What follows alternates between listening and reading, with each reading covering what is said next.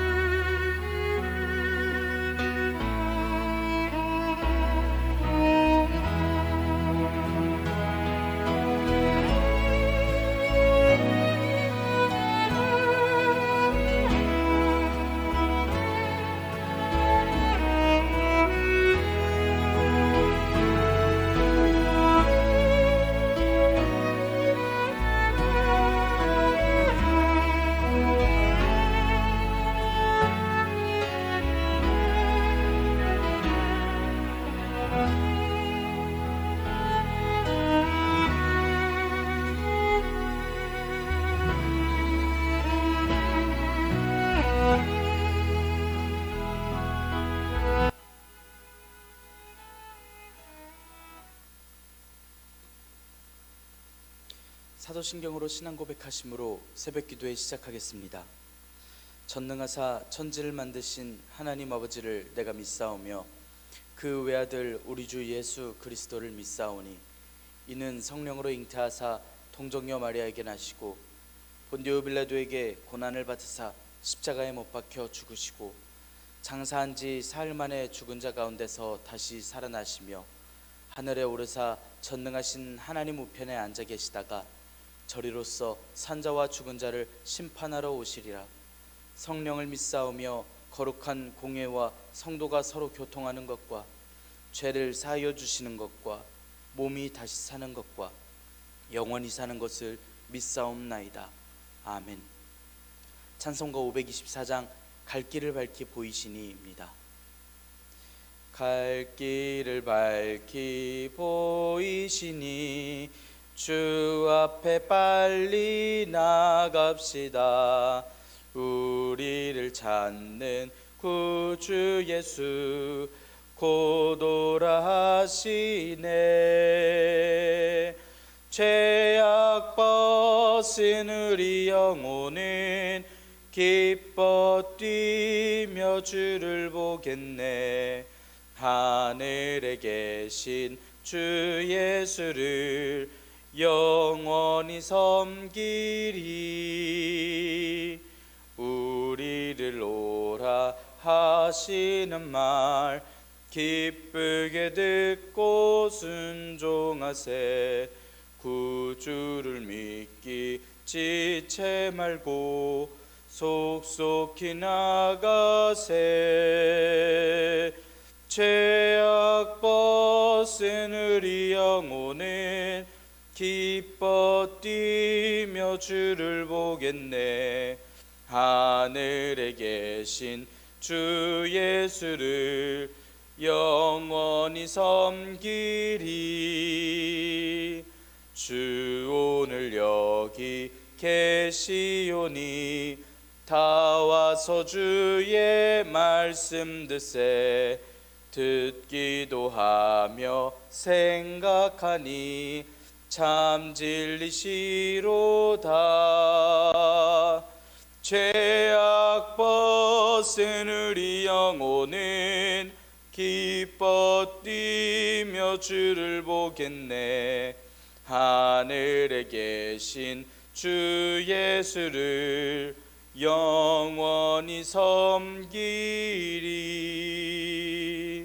아멘. 은혜롭고 자비로우신 하나님 아버지, 오늘도 새 하루를 허락하여 주시니 감사합니다. 오늘 저희가 주님의 부르심을 듣고 모였습니다. 하나님, 주님 앞에 찬양하고 또한 주님 앞에 기도할 때에 저희의 이 예배를 들어주시오며 저희를 받아 주시옵소서. 주님께서 허락하시는 지혜로서 저희가 주님의 말씀에 따라, 주님의 신실하신 말씀에 따라 순종할 수 있도록 하여 주시옵소서. 하나님, 저희들에게 믿음과 지혜를 허락하여 주셔서 주님의 신실한 말씀에 따라 살 수 있고 주님의 주인 되심과 주님의 높으심을 알아 순종할 수 있도록 마음을 주장하여 주시옵소서. 주님 앞에서 저희는 내일 일을 모르고 저희의 생명은 안개와도 같습니다. 주님의 뜻이라면 저희가 살기도 하고 이것이나 저것을 하리라 선포할 수 있게 하여 주시옵소서. 주님께서 허락하신 말씀을 읽습니다. 말씀을 함께 읽을 때에 주님의 말씀에 따르고 주님께서 높으심을 고백하고 또한 찬송할 수 있도록 주님 인도하여 주시며 말씀을 깨닫게 하여 주시옵소서. 날마다 순종하여 교회의 덕을 쌓는 힘과 능력과 은사가 있고 또한 주님의 말씀에 오롯이 순종하여 주님께서 허락하신 소망의 길을 걸을 수 있도록 하나님 인도하여 주시옵소서. 이 모든 말씀 우리 주 예수 그리스도의 이름으로 기도드리옵나이다. 아멘. 야고보서 4장 11절에서 17절의 말씀입니다. 형제들아, 서로 비방하지 말라. 형제를 비방하는 자는, 형제를 판단하는 자는 곧 율법을 비방하고 율법을 판단하는 것이라. 내가 만일 율법을 판단하면 율법의 준행자가 아니요 재판관이로다. 입법자와 재판관은 오직 한 분이시니 능히 구원하기도 하시며 멸하기도 하시느니라. 너는 누구이기에 이웃을 판단하느냐? 들으라.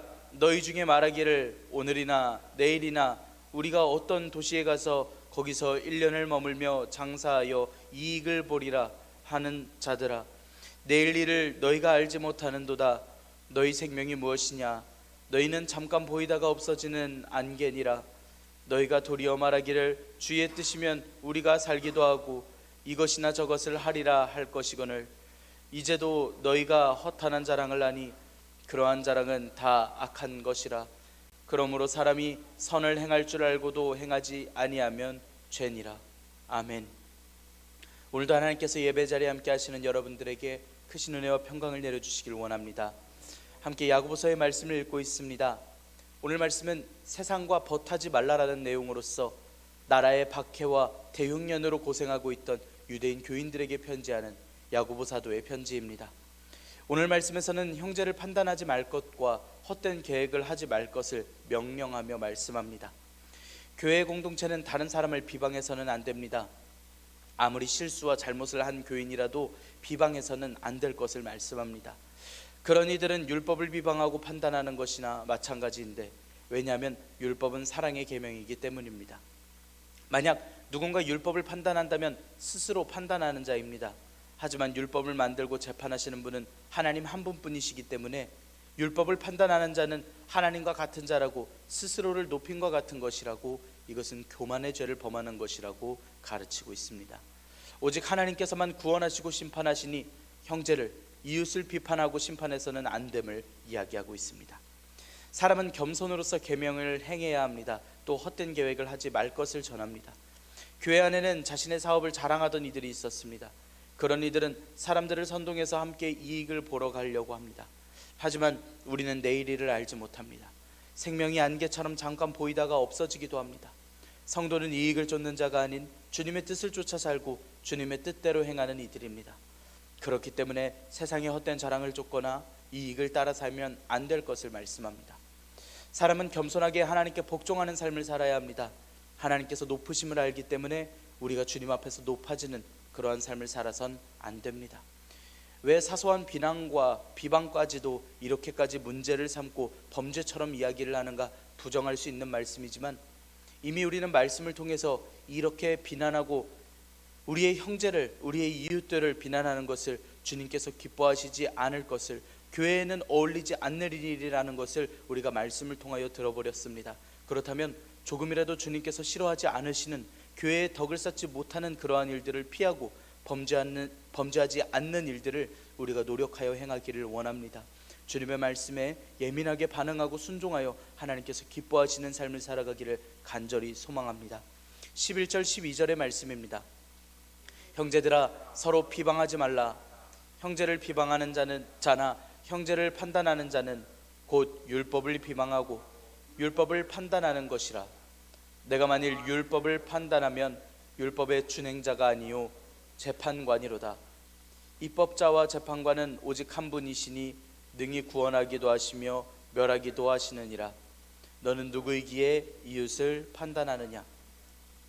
앞선 말씀에서는 하나님의 뜻을 거스르는 세상 정욕에 대해서 경계를 하였습니다.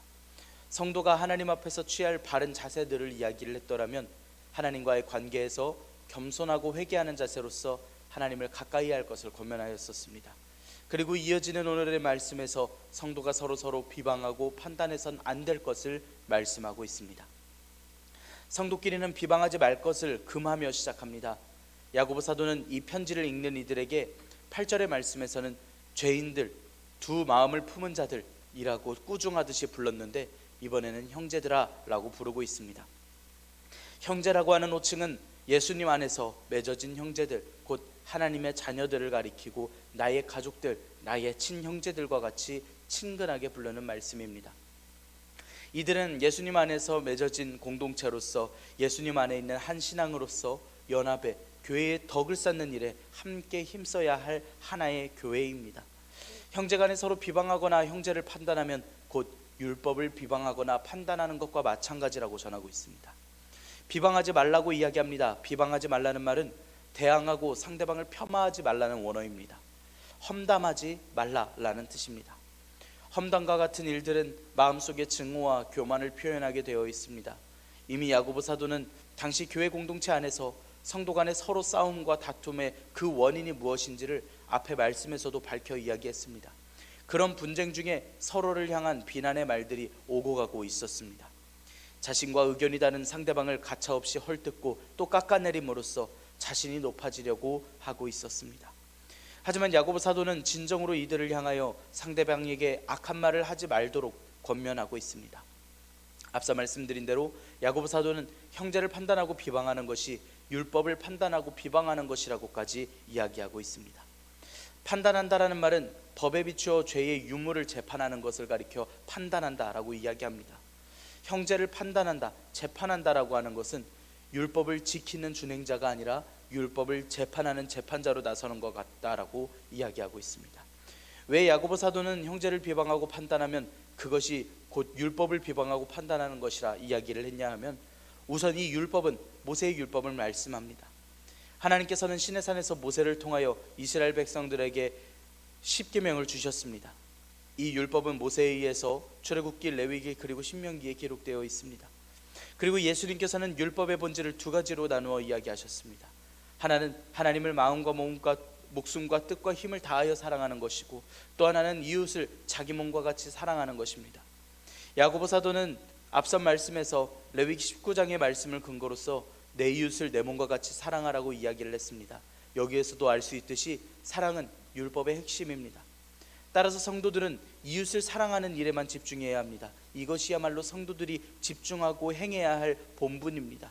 그런데 만약 성도들이 사랑하지 않고 다른 형제들을, 이웃들을 비방하고 판단한다라면 곧 율법의 핵심인 사랑의 본분을 어기는 일이 됩니다. 그것은 율법을 대적하고 판단하는 일들이 되는 일입니다. 인간들, 특히 성도라면 하나님께서 주신 율법을 준행하는 자리에 있는 존재입니다.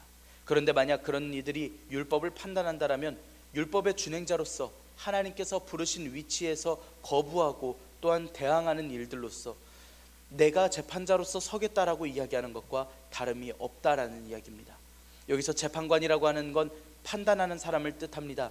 크리노라고 하는 원어를 쓰는데 오직 궁극적인 재판관이 되어주시는 하나님을 말씀할 때 히브리서나 디모데후서나 사도행전에서 나왔던 표현으로서 오직 하나님께서 재판관이심을 말씀할 때 쓰는 이야기입니다.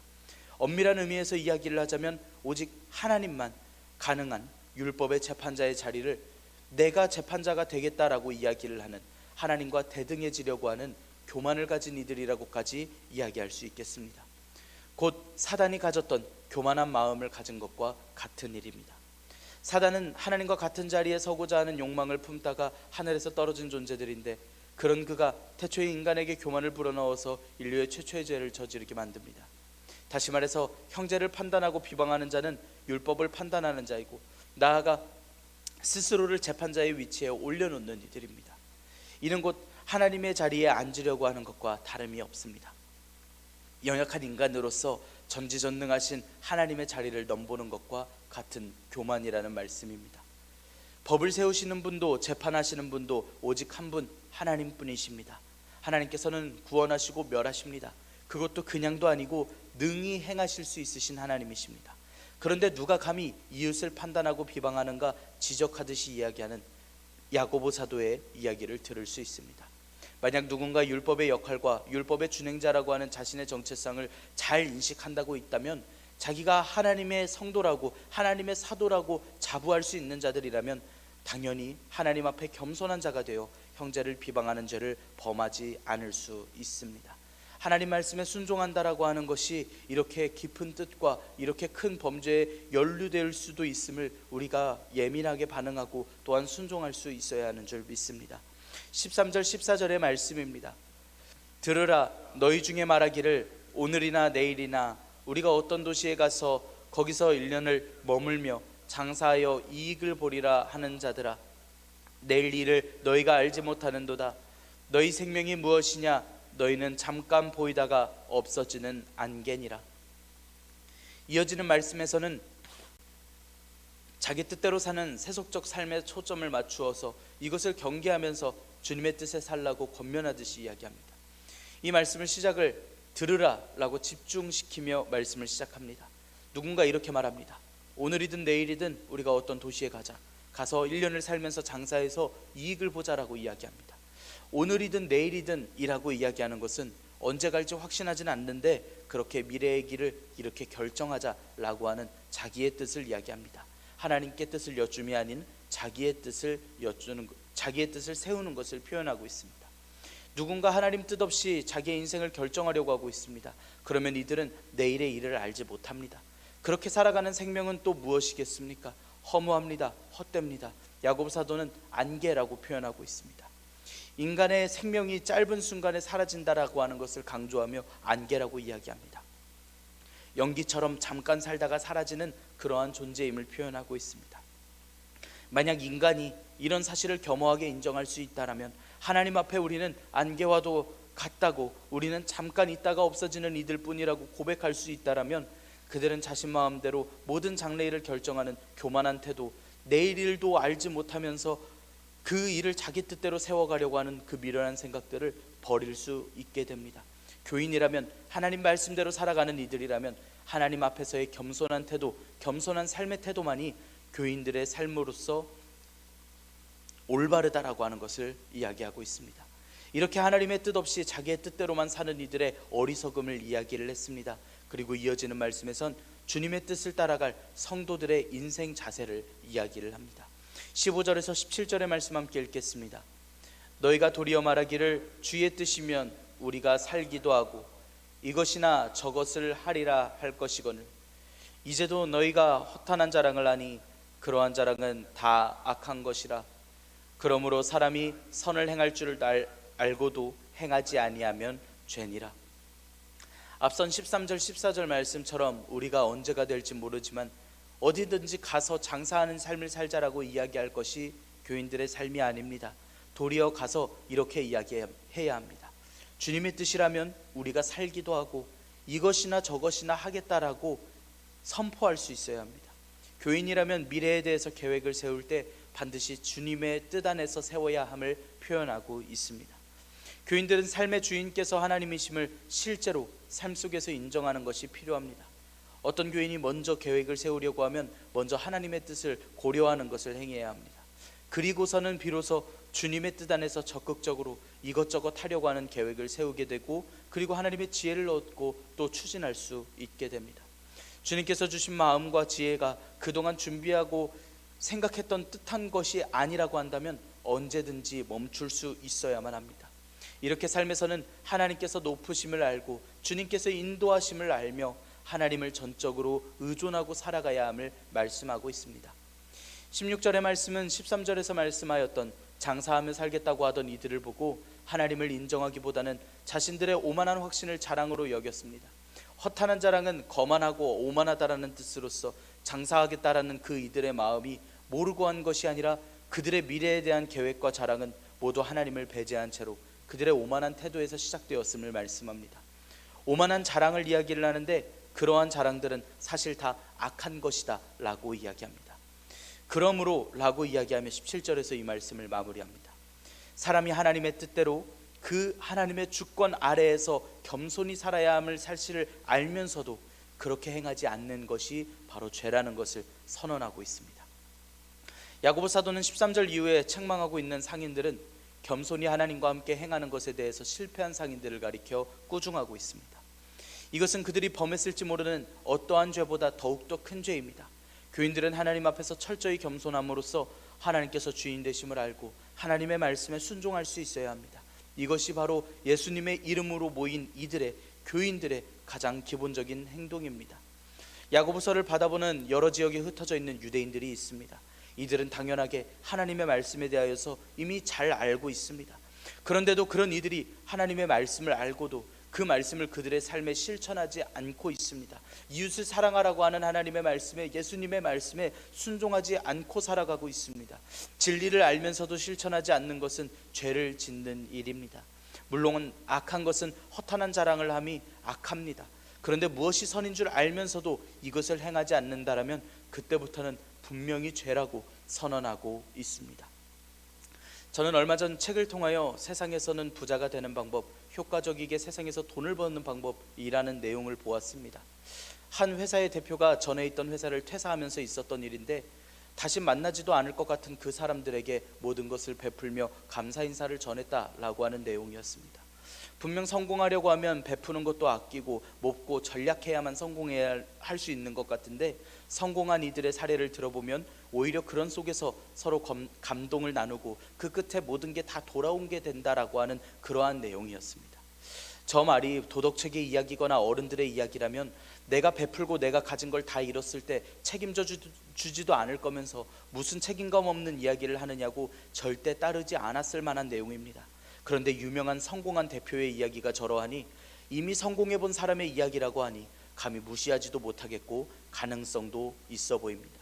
사람이 어떻게 하면 성공할지 아는 이들의 말은 들을만하고 따르고 싶어지고 따르면 성공할 것 같은 확신까지 듭니다. 대표들이 이런 이야기들을 했는데도 따르지 않는 사람들을 보면 아직 책을 읽어보지 않은 사람, 대세를 모르는 사람, 누군가는 깨어있지 않고 한심한 사람이라고, 패배하는 사람이라고까지 비난하기도 합니다. 저는 이런 세대를 향하여 오늘 17절의 말씀을 떠올립니다. 사람이 선을 행할 줄 아는데 행하지 않는 것이 그게 죄인 줄 알면서도 행한다라고 하는 게 비난을 받을 일이 맞다라는 결론입니다. 누군가는 하나님께서 살아계심도 신이심도 알겠다라고 이야기를 하지만 하나님을 강요하지 말라고, 전도하지 말라고 이야기합니다.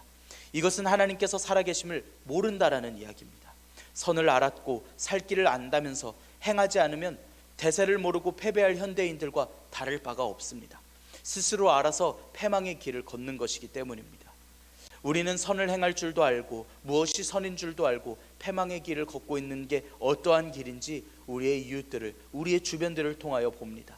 저들이 불쌍해서라도 저들을 향한 긍휼로서 선을 행할 것을 선포하고 무엇이 죄악인지 분별하여 행동할 수 있어야 합니다. 왜냐하면 주님께서 구원의 유일한 방법이시기 때문입니다. 살려면, 죽지 않으려면 주님께 붙들려 있어야 하기 때문입니다.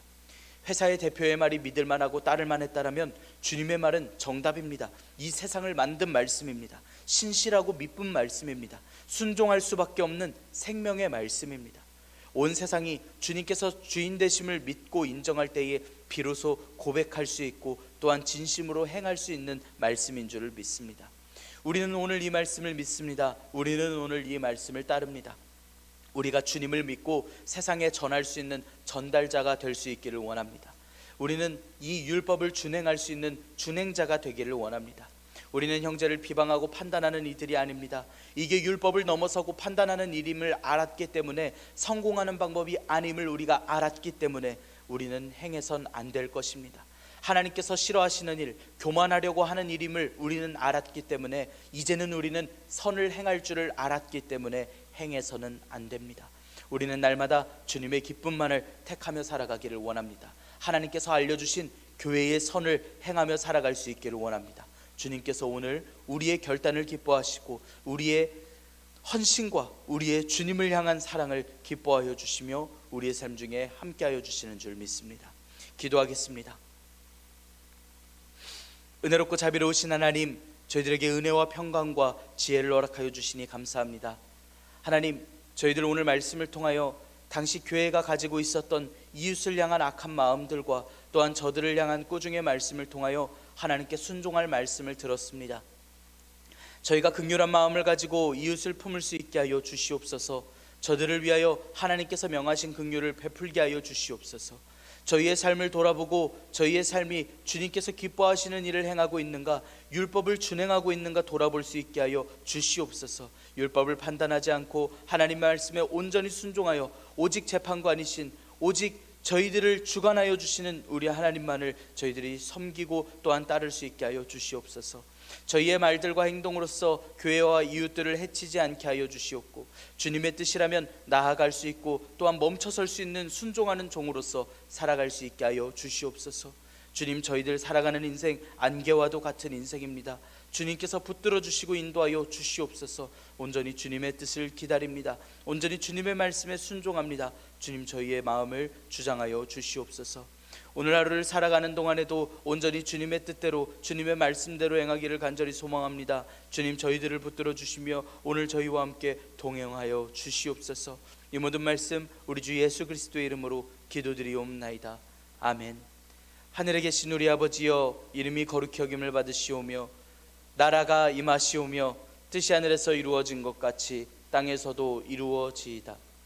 오늘 우리에게 일용할 양식을 주시옵고, 우리가 우리에게 죄 지은 자를 사하여 준 것 같이 우리 죄를 사하여 주시옵고, 우리를 시험에 들게 하지 마시옵고 다만 악에서 구하시옵소서. 나라와 권세와 영광이 아버지께 영원히 있사옵나이다. 아멘. 우리 시간 함께 기도하기를 원합니다.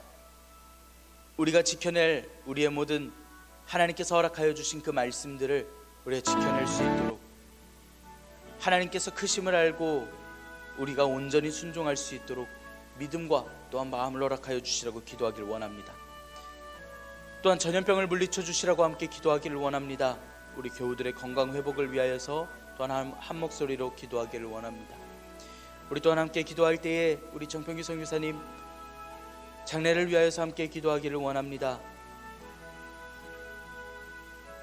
함께 순서에 임하고 있는 목사님들과 선교사님들을 도와주시고 그 순서를 주님께서 맡아주시고 도와주시라고 함께 기도하고, 또한 유가족들을 위하여서 함께 기도하기를 원합니다. 하나님께서 위로와 평안과 또한 은혜를 더하여 주시라고 함께 기도하기를 원합니다. 우리 시간 한 목소리로 함께 기도하겠습니다.